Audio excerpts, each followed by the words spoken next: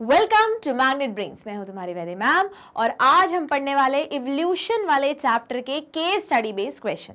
वैसे इस चैप्टर में मैक्सिमम 2 या 3 केसेस ही पॉसिबल हैं, तो वही हम मैक्सिमम जितनी भी पॉसिबिलिटीज है आज सब पढ़ने वाले हैं। कहाँ पे?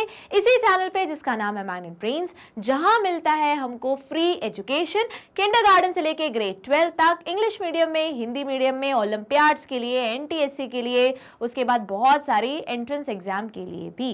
तो एंट्रेंस एग्जाम के पॉइंट ऑफ व्यू से भी केस स्टडी बेस इस पर्टिकुलर चैप्टर का है इंपॉर्टेंट। अब बोलोगे मैम एंट्रेंस एग्जाम में तो केस स्टडी बेस आता है, आ सकता है, ठीक है, उसके बाद 12th बोर्ड में तो आता ही है। तो चलो देख लेते हैं आज का पहला केस। तो जनरली क्या करेंगे, कोई डायग्राम दे देंगे या फिर कुछ राइटअप दे देंगे और फिर उसको पढ़ के या उसको उस डायग्राम को, पिक्चर को समझ के अपन को क्वेश्चन को करना है सॉल्व।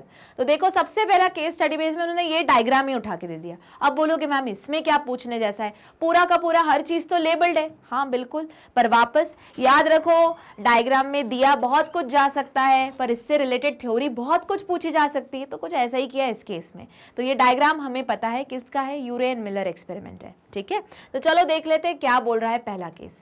State the hypothesis. देखो अब आ गई ना कहानी कि भले इन्होंने ये सारा पिक्चर दिया है पर अब इससे रिलेटेड क्वेश्चन वो पूछना स्टार्ट कर रहे हैं। State the hypothesis which S L. Miller tried to prove in the laboratory with the help of the setup given above. तो ये तो हमको पता ही है क्या है।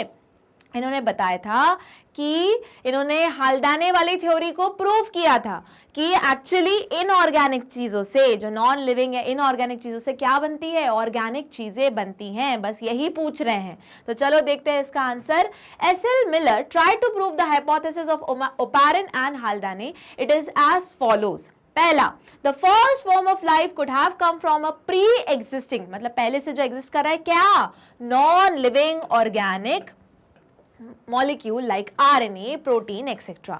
Formation of life was preceded by chemical evolution that preceded मतलब पहले chemical evolution हुआ फिर formation of life हुई that resulted in the formation of diverse organic molecule from inorganic constituent। तो तुम चाहो इस पैटर्न में भी लिखो या अगर 2 लाइन में इसी चीज को खत्म करना है तो बोल दो कि ओपैरिन और हाल्डाने की थ्योरी को उन्होंने प्रूव किया था। कौन सी? बायोजेनेसिस वाली। तो बायोजेनेसिस थ्योरी ये बोलती थी पहले हुआ केमिकल एवोल्यूशन या फिर ऑर्गेनिक एवोल्यूशन, उसके बाद हुआ बायोलॉजिकल एवोल्यूशन। सॉरी, इसका मतलब क्या हुआ कि पहले जो पहले से इनऑर्गेनिक चीजें प्रेजेंट थी, जैसे कौन कौन सी हुई डायग्राम में मेंशन है, अमोनिया हो गया, उसके बाद तुम्हारे मीथेन हो गई, H2 हो गई, H2O हो गया, और प्रॉपर कंडीशंस में, जैसे उस टाइम अर्थ क्या थी, बहुत ज्यादा गर्म थी, है ना, वोल्केनिक इरप्शंस चल रहे थे, लाइटनिंग हो रहा था, थंडरस्टॉर्म चल रहा था। तो उस केस में सारे क्या होने लगे, रिएक्शंस होने लगे। रिजल्ट ये हुआ कि यही सारे मॉलिक्यूल आपस में इंटरैक्ट करके कौन से मॉलिक्यूल को फॉर्मेशन किया, एक ऑर्गेनिक मॉलिक्यूल का। फिर बाद में तो इसको हमने बोला क्या, कीमोजेनी, या फिर ऑर्गेनिक एवोल्यूशन, या फिर केमिकल एवोल्यूशन। बस एक बार ऑर्गेनिक मॉलिक्यूल बन गए। तो वही ऑर्गेनिक मॉलिक्यूल, पहले छोटे मॉलिक्यूल रहते थे, जुड़ में साथ में जुड़ के छोटे मॉलिक्यूल एक बड़ा मॉलिक्यूल बनता था, कॉन्सर्वेट्स बोलते थे। फिर वो बड़ा मॉलिक्यूल वापस टूट जाता था छोटे मॉलिक्यूल में, तो रेप्लिकेशन वाली प्रॉपर्टी शुरू होने लगी। साथ में इसी मॉलिक्यूल के बाहर एक और मॉलिक्यूल की मेम्ब्रेन आ गई, बायलेयर, लो बन गया सेल या प्रिमिटिव सेल, जिसको हमने क्या बोला, बायोलॉजिकल एवोल्यूशन या बायोजेनी। याद आया? तो देखो, तो वही उन्होंने बोला है कि एक्चुअली ये जो मिलर का एक्सपेरिमेंट है, यूरे एंड मिलर का एक्सपेरिमेंट, क्या प्रूव किया था, तो उन्होंने एक्सपेरिमेंटली प्रूव दिया था ओपैरिन एंड हाल्डाने की बायोजेनेसिस थ्योरी, जिसमें ये बोला गया था कि जो पहली लाइफ आई थी वो नॉन लिविंग से आई थी। पर नॉन लिविंग क्या, जो पहले से इनऑर्गेनिक चीजें एग्जिस्ट कर रही थी वहां से आई थी, थ्रू केमिकल एवोल्यूशन या ऑर्गेनिक एवोल्यूशन, और बाद में यही ऑर्गेनिक एवोल्यूशन कन्वर्ट हुआ किसमें, बायोलॉजिकल एवोल्यूशन में। ठीक, चलो देख लेते हैं अगला question. Question number 2, name the organic compound observed by him in the liquid water after running the above experiment। वो पूछ रहे बताओ इस लिक्विड में, यहाँ पे मतलब यहाँ लिखा है ना वाटर कंटेनिंग ऑर्गेनिक कंपाउंड, तो यहाँ पे क्या ऑब्टेन हुआ। तो ये हमें याद है। अब बोलोगे मैम यहाँ तो लिखा नहीं, यहाँ लिखा नहीं तो इसलिए तो पूछ रहे हैं। तो क्या क्या ऑब्टेन हुआ था, कुछ शुगर्स ऑब्टेन हुई थी, कुछ अमाइनो एसिड्स ऑब्टेन हुए थे, कुछ न्यूक्लियोटाइड ऑब्टेन हुए थे, कुछ लिपिड्स ऑब्टेन हुए थे। तो यही तुमको लिखना है, ठीक है। तो देख लेते हैं इसका आंसर, तो अमीनो एसिड्स। अब तुम चाहो तो सारी चीजें लिख दो, ठीक है। अब मूव करते हैं क्वेश्चन नंबर 3 पे। A scientist simulated a similar setup and added methane, ammonia and water vapour eight 800 degree Celsius, which important component is missing in his experiment. तो याद करो क्या चीज थी उस डायग्राम में, सारी गैसेस तो थी, एक तो H2 गैस भी मेंशन करना रह गया यहाँ पे, है ना, क्योंकि मीथेन था, अमोनिया था, वाटर वेपर था, H2 गैस में, H2 गैस के साथ, और साथ में क्या था, ये रिएक्शन करवाने के लिए क्या चाहिए था, स्पार्क चाहिए था, तो इलेक्ट्रोड्स भी भूल गए ये साइंटिस्ट। तो देख लेते हैं आंसर, हाइड्रोजन इज मिसिंग। साथ में तुम लिख दो कि एक और चीज कौन से मिसिंग है, स्पार्क प्लग में मिसिंग है या फिर इलेक्ट्रोड्स मिसिंग है। टेम्परेचर तो हाई है, ठीक है, तो टेम्परेचर तो वैसे भी इस वाले डायग्राम में देख सकते हो कि बॉइलिंग वाटर डाला था तो उससे टेम्परेचर हाई हुआ था, पर ये जो स्पार्क डिस्चार्ज है, जो जिसके कारण आया था, इलेक्ट्रोड्स के कारण। साथ में गैसेस में यहाँ क्या है, H2 गैस भी है, तो ये दो चीजें जरूर मेंशन कर देना, ठीक है। चलो देख लेते हैं हम अगला case, case number 2। Darwin found the varieties of finches that is travel to Galapagos island and observe variation in them. तो ये दिया हुआ है पिक्चर, तो डार्विन गए गैलापागोस आइलैंड पे। अच्छा जल्दी बताओ, अब गए ही हैं गैलापागोस आइलैंड पे, तो किस पे बैठ के गए, HMS बीगल। याद रखो क्वेश्चन आता है एंट्रेंस एग्जाम में, ठीक है। किस पे गए थे, सी वॉयज पे गए थे। अच्छा जब वो पहुंचे गैलापागोस आइलैंड पे तो उन्होंने क्या देखा कि सारी फिंचेस, अब उनका नाम डार्विन फिंचेस के नाम से फेमस है, पर सारी फिंचेस ओरिजिनेट हुई थी एक ही फिंच से जो बेसिकली सीड खाती थी, पर धीरे धीरे हैबिटेट चेंज होने के कारण और म्यूटेशन भी हुआ साथ में जो फेवर करने लगा, तो उनमें क्या होने लगा, एडेप्टिव रेडिएशन। तो उनकी बीक का साइज भी चेंज हुआ, उनकी फीडिंग हैबिट्स भी चेंज हुई और हैबिटेट भी चेंज हुआ। तो ये उन्होंने क्या किया, कहां पे देखा था, सारा गैलापागोस आइलैंड पे, ठीक। अब देख लेते हैं इसका पहला क्वेश्चन कि क्या बोल रहा है, What role अच्छा एक और चीज, अब बोलोगे मैम तो ये तो केस स्टडी बेस्ड भी हुआ, डायग्राम बेस्ड भी हुआ, हाँ बिल्कुल है। अब इसी चीज को जो तुम्हें पिक्चर में दिख रहा है, इसी चीज को वो बाय लाइन या सीक्वेंस लिख के बता दे कि he went to Galapagos island, he saw some finches having seed eating habits, उनकी बीक मोटी थी, चौड़ी थी। दूसरी फिंचेस देखा तो उनके वो फ्रूट ईटिंग थी। तीसरी फिंचेस देखा तो वो इंसेक्ट खाती थी। अब यही चीज जो तुम ऑलरेडी पिक्चर में देख रहे हो उसी को लैंग्वेज फॉर्म में भी दिया जा सकता है, ठीक है। और पर वो क्वेश्चन वही सेट रहेगा, याद रखना है, case study based unseen passage नहीं होता, एट द मोमेंट सॉल्व नहीं होगा, वो वही पूछेंगे जो उनको पूछना है, बस केस दे देंगे कि हाँ रेफरेंस के लिए ये है, पर पूछेंगे वही जो वो उनको ऑलरेडी माइंडसेट है। बहुत कम केसेस में केस को देख के कुछ चीज सॉल्व करते हैं, जैसे अगर इन केस वो हार्डी विंसबर्ग प्रिंसिपल आ गया और PQ का दिया हुआ है, तो उस केस में वो सॉल्व तो तुम उसी पैटर्न से करोगे जो पहले से पढ़ गया, पर वो थोड़ा स्टोरी प्रॉब्लम या न्यूमेरिकल फॉर्म में कन्वर्ट हो जाएगा, है ना। चलो मूव करते हैं इसका पहले क्वेश्चन पे, इस केस पे, what role does an individual organism play as per Darwin theory of natural selection. देखो केस में कुछ मेंशन है, कुछ मेंशन नहीं, पर पूछा वही जो उनको पूछना था, कि वो पूछ रहे बताओ Darwin theory of natural selection के अकॉर्डिंग हर इंडिविजुअल क्या रोल प्ले करता है। तो देखो जरा, an individual organism passes on variation, mutation and adaptation from one generation to other। अच्छा क्वेश्चन है, इसी को ऑब्जेक्टिव के फॉर्म में भी फ्रेम किया जा सकता है एंट्रेंस एग्जाम्स में। तो वहां पे 4 ऑप्शन दे दिए जाएंगे, उसमें से एक ऑप्शन यह रहेगा कि Darwin theory of natural selection में एक ऑर्गेनिज्म का या एक पॉपुलेशन के एक मेंबर का, ऐसे और कंफ्यूज करने के लिए, अच्छी लैंग्वेज बढ़ाने के लिए, एक मेंबर का क्या रोल है, या what is the contribution of a person या of an organism towards its population in the theory of natural selection according to Darwin। ठीक, तो क्या रहेगा बेसिकली, वो अब समझते ही कैसे, वो ऑर्गेनिज्म है, वो अपने अंदर वेरिएशन लेके चल रहा है, साथ में उसके अंदर कुछ म्यूटेशंस के कारण वेरिएशन आ रहे हैं। ये अलग बात है कि जैसे ही कंडीशन आई, पता चला जो वो म्यूटेशन था जिसने वो वेरिएशन क्रिएट किया था, या तो वेरिएशन हुआ जेनेटिक रिकॉम्बिनेशन के कारण या तो म्यूटेशन के कारण चेंज आ रहा है, ठीक है। तो वो जो चेंज आया, अब सिंस कंडीशन बनने लगी तो वो क्या होने लगा, सिलेक्ट होने लगा, नेचुरली सिलेक्ट होने लगा, वो अपनी प्रोजेनी बढ़ाने लगा। सिंस प्रोजेनी बढ़ाने लगा तो वो जो कैरेक्टर था या वो जो एलील था वो उसको बेनिफिट दे रहा था, उसको सरवाइव करने में हेल्प करा रहा था। बस अब यही एक जनरेशन से अगले जनरेशन में पास ऑन करते चला जाएगा।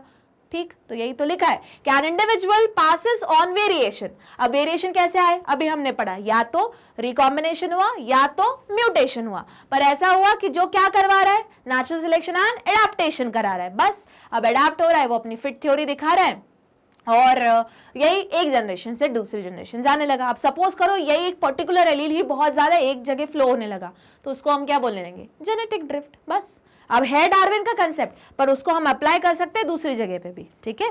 चलो मूव करते हैं आगे, क्वेश्चन नंबर 2 सेकेंड केस का। How does Darwin explain the existence of different varieties of finches on Galapagos Island? तो देखते हैं आंसर.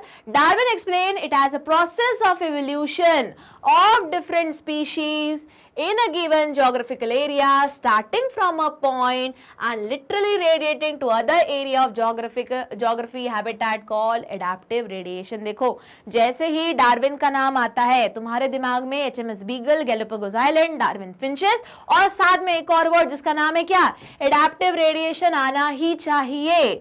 ठीक है, अब वापस एडाप्टिव रेडिएशन. अगर एक और मैं चीज पूछूं कि बताओ किस टाइप के एवोल्यूशन का हिस्सा है, तो ये कैसा है, एक डाइवर्जेंट एवोल्यूशन कि कन्वर्जेंट एवोल्यूशन. अच्छा क्वेश्चन है, जरा मेरे को इस वीडियो के लेक्चर के कमेंट बॉक्स में लिख के बताने. क्वेश्चन मैं पूछ रही हूँ, मैं ऑलरेडी एक्सप्लेन कर चुकी हूँ इसका आंसर जब मैं लेक्चर समझा रही थी कि adaptive radiation is a kind of is a type of which kind of evolution, convergent evolution और डाइवर्जेंट एवोल्यूशन. ठीक है, और अगर है तो क्यों, नहीं है तो क्यों, दोनों लॉजिक्स. ठीक है, क्यों ये मैं पूछ रही हूँ क्योंकि अगर तुमको ये पता चल गया कि इसका आंसर क्या है, कन्वर्जेंट या डाइवर्जेंट, यकीन मानो यही क्वेश्चन आ जाएगा असर्शन रीजन के फॉर्म में और वहां वो हेल्प हो जाएगा सॉल्व करने के लिए. ठीक, तो देखो तो डार्विन ने क्या कंट्रीब्यूट किया कि फिंचेस कैसे आई होंगी, क्या हुआ होगा, तो बट ऑब्वियस वेरिएशन आए, म्यूटेशन आए, पर साथ में कहां से इवॉल्व हुई, एक पॉइंट से इवॉल्व हुई.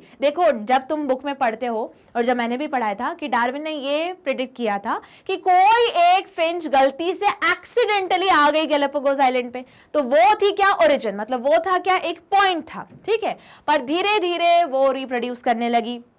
अब एक नहीं आई होगी बट ऑब्वियस 2-3 आई होंगी, पर एक इन द सेंस मतलब वो बोल रहे कि कुछ एकदम मिनिमम नंबर आ गया एक्सीडेंटली. अब क्या होगा, वो रिप्रोड्यूस करने लगा, साथ में म्यूटेशंस होने लगे, वेरिएशंस आने लगे. धीरे धीरे टाइम के साथ म्यूटेशंस उनके बीक में भी दिखने लगी, साथ में जैसा जैसा वो हैबिटेट में अलग अलग जगह एक्सप्लोर करने लगे उनके अंदर भी वेरिएशंस आने लगे. ठीक है, वेरिएशंस पहले से थे पर हैबिटेट के अकॉर्डिंग वो वेरिएशन बेनिफिट होने लगे तो वो वहीं सर्वाइव करने लगे. ठीक है, बाकी कुछ और मूव करी. तो यही जो रेडिएशन वर्ड है ना, रेडिएट का क्या मतलब होता है, एक ही पॉइंट रहता है, अलग अलग डायरेक्शन में एनर्जी जा रही है, उसी को तो रेडिएशन बोलते हैं. तो एक पॉइंट क्या हो गया, इस पॉइंट ऑफ व्यू से अगर देखा जाए तो एक पॉइंट हुआ जो पहली वाली एंसेस्ट्रल उड़ के आई थी या आया था या दोनों आए होंगे तभी तो हुआ होगा, तो वो रहा, वो पॉइंट हुआ, उन्होंने इंटरब्रीड किया, उसके बाद प्रोजेनी बनाई. अब वो और एरिया एक्सप्लोर करने लगे, जैसे जैसे एरिया एक्सप्लोर करने लगे जो उनके अंदर वेरिएशन था वो बेनिफिट अगर उस पर्टिकुलर हैबिटेट में वो उनको फायदा दे रहा है तो वही जनरेशन आगे बढ़ने लगी. तो पॉइंट एक था, अलग अलग जगह फैलने लगे. ठीक है, तो इसीलिए उसको क्या बोला, और एडाप्टेशन करने लगे अपने हैबिटेट के अकॉर्डिंग, तो उसको बोला हमने एडाप्टिव रेडिएशन. इंपॉर्टेंट क्यों है, केस स्टडी बेस में तो आ ही रहा है, डायरेक्ट क्वेश्चन भी आ सकता है, डिफाइन एडाप्टिव रेडिएशन या what do you mean by the term adaptive radiation. अगर ये आया डायरेक्ट तो 2 मार्कर में जाएगा. ठीक है, और नहीं तो फिर केस स्टडी बेस में पूछ ही लेंगे. साथ में इसी को तोड़ मरोड़ के असर्शन रीजन में भी रख सकते हैं, इसलिए मैं पूछ रही हूँ मुझे जल्दी से बताना कि एडाप्टिव रेडिएशन किस टाइप का एवोल्यूशन है, कन्वर्जेंट एवोल्यूशन कि डाइवर्जेंट एवोल्यूशन. देखो आंसर मैं खुद बता ही रही हूँ अलग अलग तरीके से. ठीक है, थोड़ा सा अगर ध्यान से सुनोगे तो समझ में आ जाएगा, या फिर थोड़े वीडियो लेक्चर जाओ वहां पे भी मैंने एक्सप्लेन किया है. तो डार्विन ने क्या बोला कि जो ये फिंचेस में ये जो चेंज आया है, ये एडाप्टिव रेडिएशन क्यों आया, क्योंकि ये प्रोसेस है एवोल्यूशन की, एक दिन में नहीं हुआ, एक रात में नहीं हुआ, एक महीने में नहीं हुआ, एक साल में नहीं हुआ, धीरे धीरे धीरे धीरे होता गया. कहाँ से होता गया, और एक कहाँ, और एक जोग्राफिकल एरिया में हो रहा है. एक वही कुछ चिड़िया आई होंगी तो वो एक पॉइंट था, अब वो अलग अलग जगह अलग अलग हैबिटेट को एक्सप्लोर करने लगी तो रेडिएट होने लगी, है ना, और साथ में उनमें क्या आने लगा, एडाप्टेशन. क्यों, अकॉर्डिंग टू हैबिटेट, बस उसी को वो. अब एडाप्टेशन क्यों आया, देखो एडाप्टेशन पहले से था क्योंकि वो एडाप्टेशन था वेरिएशन का रिजल्ट, वेरिएशन था म्यूटेशन का रिजल्ट, बस सही कंडीशन, सही समय, सही जगह एक्सप्रेस हो गई तो वही वाला कैरेक्टर अगली जनरेशन में पास ऑन होते चला गया, वो ऑर्गेनिज्म पहली बात सर्वाइव कर गया. ठीक, चलो मूव करते हैं क्वेश्चन नंबर 3 पे, केस 2 के. What is fitness of an individual according to Darwin, की फिटनेस ऑफ इंडिविजुअल क्या है. तो इतने देर से क्या बोल रहे हैं कि ऐसा ऑर्गेनिज्म जिसमें म्यूटेशन हुआ है या रिकॉम्बिनेशन हुआ है या फिर कोई वेरिएशन आया है पर वो अपने एनवायरमेंट में सरवाइव कर पा रहा है, साथ में प्रोजेनी को भी प्रोड्यूस कर पा रहा है, तो उसी को हम तो फिट बोलेंगे. ठीक है, चलो, जो एक्सट्रीम कंडीशन से भी फाइट कर रहा है. ठीक है, तो तुमको भी कैसे बनना है, फिट बनना है ना, इसलिए सारे सब्जेक्ट्स में बेस्ट मार्क्स लेके आने हैं, तब तुम क्या बनोगे, फिट स्टूडेंट, ऐसा, ठीक है। चलो, मतलब एकेडमिकली वाइज, ठीक है, बाकी हर तरीके से ही फिट बनना है, क्योंकि ये अभी जो दुनिया का रिलेशनशिप कैसा है, कंपटीशन का है। वापस कंपटीशन वाला वर्ड तुम कहाँ पढ़ोगे, इसी 12th ग्रेड में बायोडाइवर्सिटी एंड कंजर्वेशन में, और अलग अलग ऑर्गेनिज्म एंड पॉपुलेशन में अलग अलग रिलेशनशिप्स पढ़ोगे, तो वहां पे ये आएगा कि हम किस टाइप के रिलेशनशिप में रह रहे हैं, एटलीस्ट ह्यूमंस किस टाइप के रिलेशनशिप में रह रहे हैं आपस में, कॉम्पिटिशन वाले। तभी तो तुम लोग बोर्ड दे रहे हो, उसके बाद एंट्रेंस एग्जाम दोगे। चलो, तो देख लेते हैं कि फिटनेस का मतलब क्या है। According to Darwin, fitness of an individual is the ability of an organism to survive and pass on its gene to the future generation। मतलब वो harsh condition में, extreme condition में survive कर रहा है, बाकी नहीं survive कर पा रहे, पर वो survive कर रहा है उसके वेरिएशन के कारण, उसके म्यूटेशंस के कारण, उसके एडाप्टेबिलिटी के कारण, और साथ में मैंने क्या बोला, प्रोजेनी भी या ऑफस्प्रिंग भी पैदा कर रहा है। मतलब वही चीज कि वही जो जीन है वो अपनी अगले जनरेशन को पास ऑन कर रहा है, ठीक। चलो, अब केस नंबर 3। अब ये उन्होंने डायग्राम दे दिया, अब बताओ क्या होगा। ये डायग्राम बहुत इंपॉर्टेंट है वापस, क्यों, क्योंकि ये हम पढ़ चुके हैं, एक होमोलोगस ऑर्गन का डायग्राम है, जहां पे एक इंसान का हाथ, एक चीता का हाथ, मतलब 4 लिम्स, सारे 4 लिम्ब है ना, क्योंकि इंसान को तो हाथ होगा, चीता का 4 लिम्ब होगा, उसके बाद एक चमगादड़ का हाथ, और ये एक और मैमल का फिन, सॉरी मैमल नहीं, वेल का फिन कंपेयर किया गया है। तो एनाटॉमिकली क्या है, सब सिमिलर, वही एक बोन, यहाँ radio, ulna, carpal, metacarpal, phalanges, सब जगह वैसे ही मिलेंगे, ठीक है। अब बोलोगे मैम पर शेप तो कितना अजीब अजीब है, शेप अलग अलग है, पर वही एक्चुअली वही हड्डी मिल रही है, ठीक है, और एग्जैक्ट वही नंबर्स में मिल रही है। देखो यहाँ पे ये एक है, ये एक है, ये एक है, ये एक हुई, ये रही 2 रेडियो अल्ना, ये रही यहाँ पे 2 रेडियो अल्ना, ये रही 2 रेडियो अल्ना, ये रही 2 रेडियो अल्ना, फिर ये रहे तुम्हारे इतने, ये वाला जितना लाइन है, ये है क्या, कार्पल, फिर यहाँ पे एक छोटी सी हड्डी का सेट, 5 हड्डियों का सेट कार्पल, फिर यहाँ पे ये कार्पल, ये पे ये वाला कार्पल, फिर ये हुआ मेटाकार्पल, ये हुआ मेटाकार्पल, ये हुआ पूरा यहाँ से लेके यहाँ तक मेटाकार्पल, सिर्फ इसके टिप्स छोड़ देना, वो तुम्हारे फेलेंजेस, ठीक है, तुम्हारे नहीं, मतलब ये चमगादड़ के, ये वेल के, ये चीता के, और ये इंसान के, ठीक है। तो ये किसका एग्जाम्पल है, होमोलोगस ऑर्गन, या इसी को हम क्या बोलेंगे, होमोलॉजी, जहां पे स्ट्रक्चर वाइज या एनाटॉमिकली क्या है, ऑर्गेनिज्म सेम है, पर फंक्शन अलग अलग है। स्विमिंग में हेल्प कर रहा है, ये उड़ने में हेल्प कर रहा है, ये दौड़ने में हेल्प कर रहा है, ये मेरे को लिखने में, पढ़ाने में, मोबाइल करने में, ये करने में, अलग अलग चीज़ के लिए हेल्प कर रहा है, ठीक। चलो, तो देख लेते हैं पहला क्वेश्चन क्या है, समझ में तो आ गया, ठीक है। What type of evolution is exhibited by the similarity among these organ in those organism? अब देखो, उन्होंने ये पूछा है नहीं कि होमोलोगस ऑर्गन है कि नहीं है, वो पूछे बताओ किस टाइप का एवोल्यूशन देखने को मिलता है। तो ऐसा एवोल्यूशन जहां पे बेस सेम हो, मतलब स्ट्रक्चर सेम हो, एनाटॉमिकली सेम हो, पर अलग अलग फंक्शन कर रहा है, तो कैसा एवोल्यूशन है, डाइवर्जेंट एवोल्यूशन, ठीक है। इसका उल्टा क्या रहता है, कन्वर्जेंट एवोल्यूशन, मतलब फंक्शन सेम है पर स्ट्रक्चर अलग अलग है, ठीक है। चलो, क्वेश्चन नंबर 2 देखते हैं। What are such organ known as, अरे अभी तो डिस्कस किया, होमोलोगस ऑर्गन्स, ठीक है। चलो, मूव करते थर्ड क्वेश्चन पे। व्हाट डू दे इंडिकेट, क्या इंडिकेट कर रहे हैं कि सिंस स्ट्रक्चरली वो सेम है, एनाटॉमिकली सेम है, मतलब उनका रूट, मतलब जहां से वो फॉर्म है वो सेम है ना, एवोल्यूशन बता रहे हैं वो basically. Homology indicate common ancestry, तो अगर ध्यान से देखोगे बट ऑब्वियस कॉमन एंसेस्ट्री तो है। वेल क्या है, मैमल, बैट क्या है, मैमल, चीता क्या है, मैमल, इंसान क्या है, मैमल, तो दिखा रहा है कि क्या है सबकी कॉमन एंसेस्ट्री। हुआ क्लियर। चलो, चौथा केस देख लेते हैं। When the reptile came down, mammal took over। अब देखो, तुम ध्यान से देखोगे तो ये वर्ड टेबल का बस उन्होंने वर्ड फॉर्मेशन कर दिया है, पर वापस पूछेंगे भाई जो उनको पूछना है। चलो, पढ़ना स्टार्ट करते हैं। When the reptile came down, down मतलब खत्म हो गए, ठीक है। Mammal took over the earth, हाँ हमको पता है, जो अभी वाला एरिया से जो मीजोजोइक आता है, फिर आता है हमारा सीनोजोइक, तो उसमें मैमल ने ही रूल किया, ठीक है। अगर मीजोजोइक की बात करें तो तुम्हारा आता है सबसे पहले ट्रायासिक, जुरासिक, क्रिटेशियस। तो क्रिटेशियस में रेप्टाइल खत्म होने लगे, रेप्टाइल नहीं बोल सकते हम, बट डायनासोर्स खत्म हो गए, ठीक है, फिर और मैमल भी आ गए, ठीक है, ठीक है। Mammal took over the earth. There were mammal in South America which resemble some of the modern day mammal, but due to continental drift, they disappeared. Whereas they produce mammal of Australian flourished and evolved into a various form of pouched mammal that we see today. Basically marsupials की बात कर रहे हैं, तो याद रखो marsupials वो organism है जिनको हम बोलते हैं कि जिनमें क्या रहते हैं, वो pouched mammal, जैसे कैंगरू, ठीक है, मतलब ओरिजिनेशन सारे के सारे। अब वो क्या बोल रहे हैं कि रेप्टाइल जब खत्म हो गए, मैमल इवॉल्व हो गए, सबसे ज्यादा रूल करने लगे। अब सारे मैमल ओरिजिनेट कहाँ हुए थे, बेसिकली साउथ अमेरिका में ओरिजिनेट हुए थे।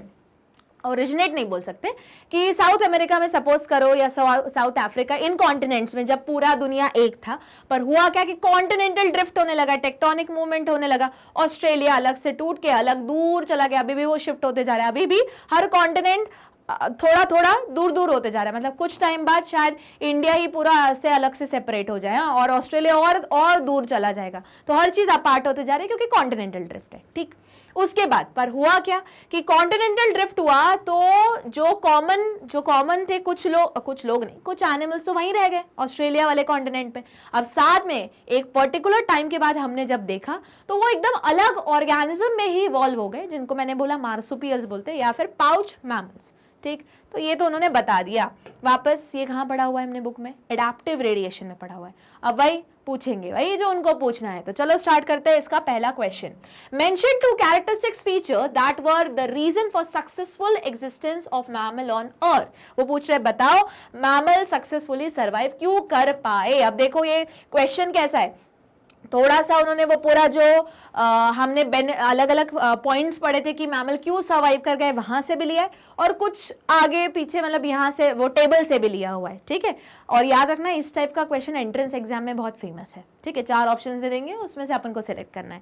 तो वो पूछ रहे बताओ 2 कैरेक्टरिस्टिक्स फीचर जिसके कारण मैमल सर्वाइव कर पाए। तो देखो पहला कैरेक्टर क्या है, मोस्ट ऑफ द मैमल व वाइविपेरस।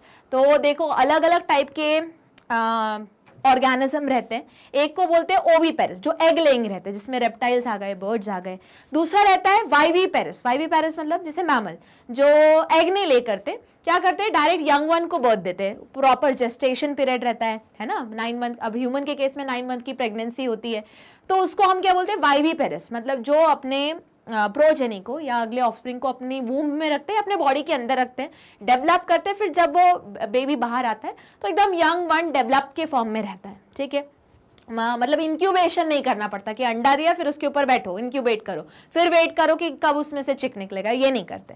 और एक और बता दूं, तुम्हारी बुक में नहीं मेंशन है फिर भी कहीं लिख लो, एक को बोलते हैं ओवोवाइविपेरस। अब बोलोगे मैम ओवोवाइविपेरस कैसे, तो जो ओवोवाइविपेरस है ये मार्सुपियल प्रैक्टिस करते हैं। मार्सुपियल मतलब वही पाउच मैमल, कैंगरू मैमल है पर कैसा है वो पाउच मैमल। अब बोलोगे मैम ओवोवाइविपेरस मतलब देखो देंगे तो वो बेबी ही है ना, मतलब यंग वन को ही देंगे, पर सिंस वो अंडर डेवलप रहेगा तो उसको कहाँ रखा जाएगा, उनके पाउच में, ठीक है। जैसे कैंगरू का पाउच नहीं रहता वहां रखा जाएगा और सेम इंक्यूबेट किया जाएगा। अब उनके ऊपर नहीं बैठेंगे पर बॉडी की हीट और खुद की बॉडी से सारा टेम्परेचर मेंटेन करके इंक्यूबेट किया जाएगा। मतलब देखो बाय नेचर अगर मैं बोलूं तो यंग वन दे रहे, इसलिए उनका नाम क्या हुआ, वाइवी वर्ड यूज आ रहा है, पर सिंस उसको इंक्यूबेट कर रहे हैं इसलिए ये थर्ड कैटेगरी क्या आ गई, ओवोवाइविपेरस। इसके बारे में वापस तुम्हारी बुक में कहीं भी मेंशन नहीं है, सिर्फ 2 टाइप के ऑर्गेनिज्म मेंशन किए तुम्हारे एनसीईआरटी ने, ओविपेरस एगलेइंग और वाइविपेरस जो डायरेक्ट यंग वन को बर्थ दे रहे हैं। पर इन दोनों के अलावा एक और कैटेगरी होती है जिसको क्या बोलते हैं हम, ओवोवाइविपेरस।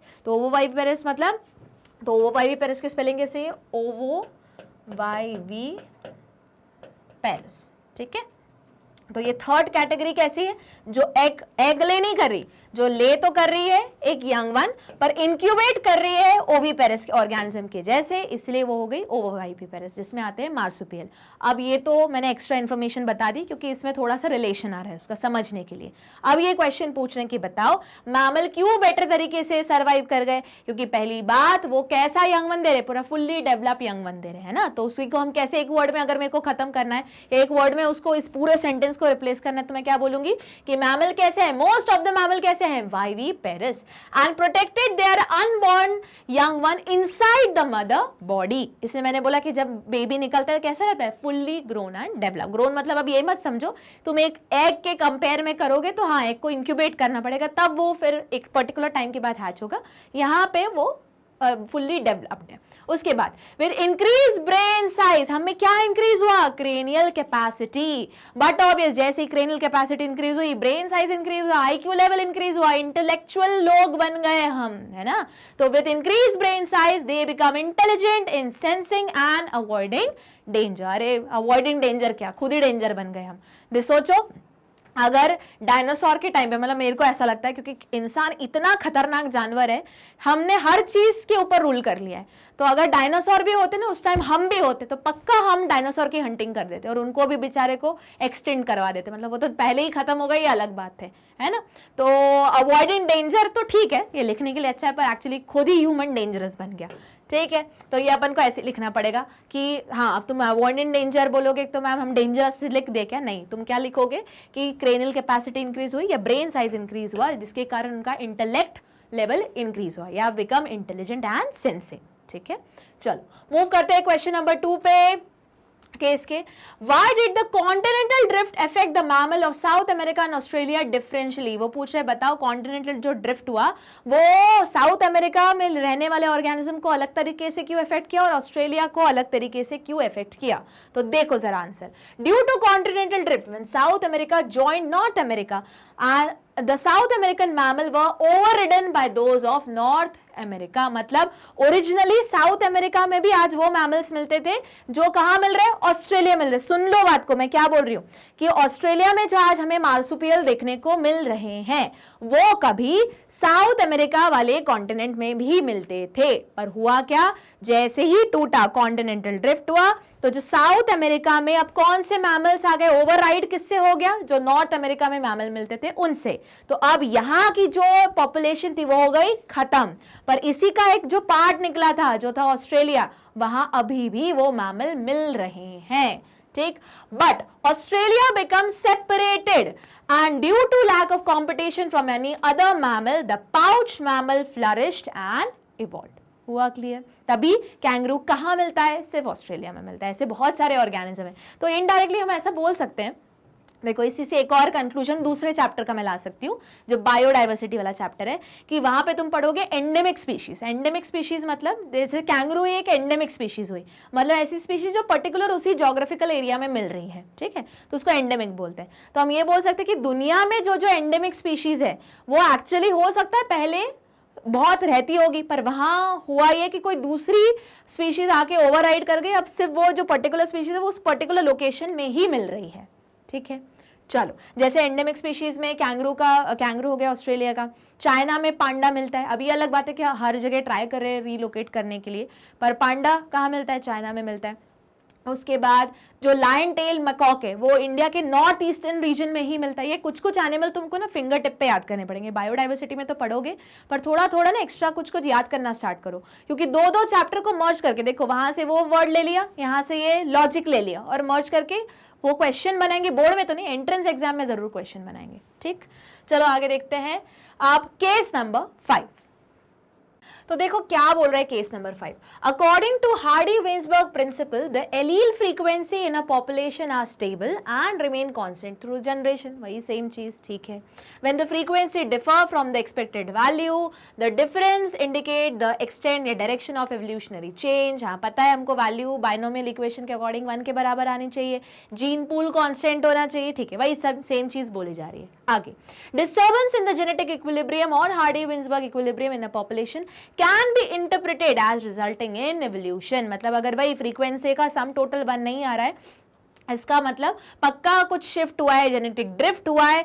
कितना अच्छा साउंड कर रहा है ना, शिफ्ट हुआ है, जेनेटिक ड्रिफ्ट हुआ है, और हो सकता है कोई नई स्पीशीज का इवोल्यूशन या कोई नई स्पीशीज ओरिजिनेट हो रही हो या इवॉल्व हो रही हो, बट ऑब्वियस पुरानी से ही। तो ये सारा का सारा किसको देख के हम बता सकते हैं, एलील की फ्रीक्वेंसी को, ठीक। तो एलील की फ्रीक्वेंसी या फिर इक्विलिब्रियम डिस्टर्ब हो जाए तो, ठीक है, हम पढ़ चुके हैं। अब देख लेते हैं इसके ऊपर बेस्ड पहला question. Write the algebraic equation representing Hardy Weinberg equilibrium. तो देखो इस फॉर्म में आ सकता है, बेसिकली वो बाइनोमियल इक्वेशन पूछ रहे हैं, तो वापस क्या बताओगे, ये वाला। तो या फिर हम यहाँ पे तुमको मेंशन करना पड़ेगा कि सपोज करो 2 एलील्स है डिप्लॉयड ऑर्गेनिज्म में। सिंस उन्होंने सीधे इक्वेशन ही पूछी इसलिए 1 लाइन में आंसर हो गया, पर अगर कहाँ से आया अभी भी कुछ स्टूडेंट्स के मन में आ रहा होगा। तो सपोज करो एक कैरेक्टर है, उसके 2 एलील्स है, ठीक है, और डिप्लॉयड कंडीशन है। तो एक एलील है कैपिटल ए, एक है स्मॉल ए रिप्रेजेंट कर रहा है पी को, स्मॉल ए रिप्रेजेंट कर रहा है क्यू को। तो जो पी प्लस क्यू का होल स्क्वायर है वो किसके बराबर होता है? 1 के बराबर होता है। अगर ध्यान से देखोगे ये बाइनोमियल इक्वेशन है a plus B whole square, तो अगर a plus B whole square बोलते थे तो हम क्या बोलते थे? a square plus 2ab plus B square. वही चीज यहाँ लगा लो, p प्लस होल स्क्वायर बोल रहे तो हम क्या बोलेंगे? p square plus 2pq plus Q square. अब इसी चीज को तुम रख दो a और p के फॉर्म में, तो मतलब a स्क्वायर मतलब capital A plus 2 capital A small a plus a का स्क्वायर। तो इन सब का रेशो किसके बराबर आना चाहिए? 1 के बराबर। वही पूछ रहे कि बाइनोमियल इक्वेशन बताओ। ये तो वहाँ तुम्हारा थ्योरी बेस्ड की बाइनोमियल इक्वेशन पूछ ली। अगर एंट्रेंस एग्जाम में वो क्या बोलेंगे? वो p की फ्रीक्वेंसी की वैल्यू दे देंगे, q की फ्रीक्वेंसी की वैल्यू दे देंगे, फिर वो बोलेंगे कि बताओ ये जो फ्रीक्वेंसी है ये हेटेरोजाइगस कंडीशन में कितनी आएगी? तो हेटेरोजाइगस कंडीशन ये देखो ये रही। या फिर वो मेंशन करेंगे कि होमोजाइगस डोमिनेंट कंडीशन में कितनी आएगी? तो a स्क्वायर मतलब a मतलब जो भी वैल्यू देंगे उसको बस 2 बार मल्टीप्लाई कर देना है, 2 से नहीं 2 बार मल्टीप्लाई करना है। तो ध्यान से पढ़ना, वो फ्रीक्वेंसीज की वैल्यू देंगे और वो पूछ क्या रहे। कभी कभी डायरेक्टली पूछ लेते कि हेटेरोजाइगस कंडीशन में बताओ, कभी बोल देते कि F1 कंडीशन में क्या एक्सप्रेस हुआ, ठीक है। या फिर अब इसी को इवोल्यूशन वाले चैप्टर को और जेनेटिक्स वाले चैप्टर को मर्ज करके वो बोल देंगे ये सारी कहानी हो रही है मोनोहाइब्रिड क्रॉस में, और फिर वो बोलेंगे बताओ F2 में जो रेशो है, जो हम रेशो पढ़ चुके हैं ना 3:1 वाला रेशो, या फिर जीनोटिपिक रेशो 1:2:1। तो अगर ध्यान से देखोगे ये 1 वाला रेशो है, ये 1:2 वाला रेशो है, ये 1:1 वाला रेशो है। तो यहाँ पे वो एक पर्टिकुलर रेशो की फ्रीक्वेंसी का फॉर्म पूछ लेंगे, तो वो बहुत ध्यान से मल्टीप्लाई कर लेना, ठीक है। अब अगर इसमें पूछा तो कैपिटल ए स्मॉल ए तो मल्टीप्लाई करोगे, पर मल्टीप्लाई बाय 2 भी करोगे, तब आएगा तुम्हारा फ्रीक्वेंसी की वैल्यू। तो ये था तुम्हारा अच्छा क्वेश्चन, इंपॉर्टेंट क्वेश्चन। यहाँ भले उन्होंने स्ट्रेट बाइनोमियल इक्वेशन पूछ लिया है, पर उसको calculation based numerical based question जरूर आ सकते हैं किसमें? एंट्रेंस एग्जाम में। और CUET में तो 1 या 2 क्वेश्चन तुमको मिल ही जाएंगे जो इसके न्यूमेरिकल बेस्ड रहेंगे, ठीक। तो चलो देख लेते हैं क्वेश्चन नंबर 2, केस हमारा आखिरी वाले केस के बेस पे। List the 5 factor that affect genetic equilibrium. तो देखो हम पढ़ चुके हैं, कौन कौन सा, जल्दी बताओ।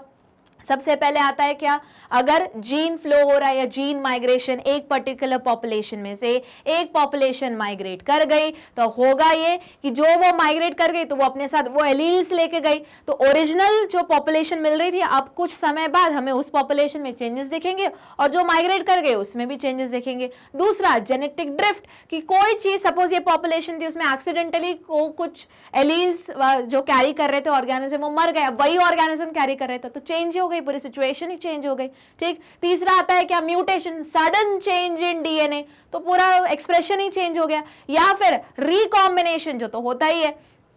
और आखिरी में नेचुरल सिलेक्शन, क्योंकि वेरिएशन आ गया, रिकॉम्बिनेशन हो गया, म्यूटेशन हो गया, पर पर्टिकुलर कंडीशन बना, सर्कमस्टांसेस बने और वो पर्टिकुलर ऑर्गेनिज्म सरवाइव कर पाया, अडेप्ट कर पाया बेटर तरीके से, तो सिलेक्ट हो गया। प्रोजेनी को उसने वही चीज पास ऑन कर दी, तो उसको क्या बोला? Natural selection. वापस फैक्टर्स पे भी क्वेश्चन आते हैं, या तो इंडिविजुअल, वापस बता रही हूँ भले ही केस स्टडी में पूछा है, इंडिविजुअल जेनेटिक ड्रिफ्ट को एक्सप्लेन करने के लिए बोलेंगे, रिकॉम्बिनेशन या जीन फ्लो को, या फिर ऐसे कंबाइंड फॉर्म में भी पूछा जा सकता है, ठीक है।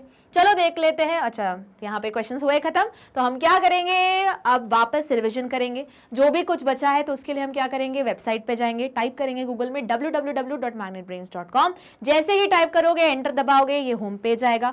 अब ये मैग्नेट ब्रेन कैसा प्लेटफॉर्म? एक ऐसा प्लेटफॉर्म जो देता है हमें फ्री एजुकेशन, किंडरगार्टन से लेके ग्रेड 12 तक, मतलब स्कूलिंग तो पूरा क्लियर कवर हो ही रहा है, साथ में हिंदी मीडियम, इंग्लिश मीडियम, और साथ में अलग अलग बोर्ड्स भी इंट्रोड्यूस किए गए हैं। देख सकते हो यहाँ पे यूपी बोर्ड, बिहार बोर्ड, तो इनकी भी पढ़ाई हम लोग प्रोवाइड करते हैं, वो भी बिल्कुल फ्री और क्वालिटी एजुकेशन के साथ, ठीक है। और साथ में बहुत सारे एंट्रेंस एग्जाम के लिए भी तैयारी करवाते हैं, जैसे UPSC हो गई, IIT हो गई, JEE, नीट हो गया, और साथ में बैंकिंग के बहुत सारे एग्जाम्स हो गए, और जो स्कूल लेवल पे भी जो इंटरनल एग्जाम्स चलते रहते हैं, जैसे ओलंपियाड्स हो गए, NTSC हो गए, उनकी भी प्रिपरेशन कराता है, ठीक है, वो भी कैसे, फ्री एजुकेशन और क्वालिटी वाइज।